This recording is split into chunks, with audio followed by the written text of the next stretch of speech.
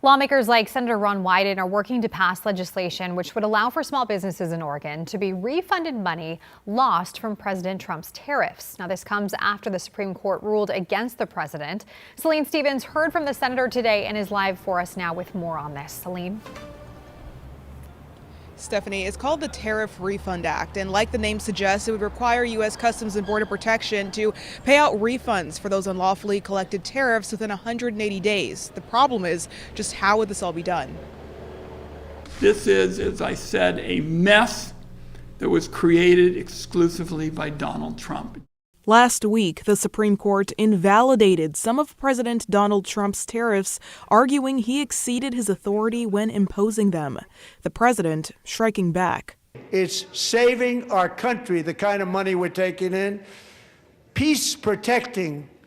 Many of the wars I settled was because of the threat of tariffs. He quickly turned around and put 10% and then 15% tariffs on across the board on all countries, and the details haven't come out, so tariffs aren't completely gone.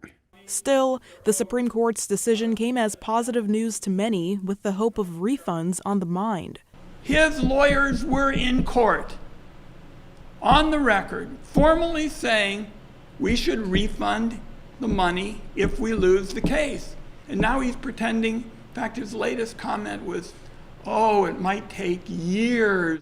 The tariffs small businesses have paid led to painful consequences. This last year, I think we averaged, like I said, 50 to 60 cents a pound, but in totality, it was over $350,000 in cost. So we had to lay off a few people when you have costs like that. Many businesses shared a similar story. Last year alone, my company had to pay an extra $600,000 in unexpected expenses directly from our bottom line. Overnight, we saw 50% increases in tariffs for some of the supply of raw materials and packaging that we have overseas. Being a U.S. manufacturer here in Oregon, we made the ethical choice not to pass on prices to our customers and eat those costs, so it's coming out of my bottom line. Senator Wyden's Tariff Refund Act of 2026 would mandate U.S. Customs and Border Protection to refund those unlawfully collected duties, which has totaled well over $100 billion. It also suggests bigger businesses should pass refunds to small businesses that were impacted by the raising of prices. They could do it voluntarily. In other words, the bill speaks to several requirements for small businesses and matters that the Small Business Administration has to do within 180 days and things of this nature.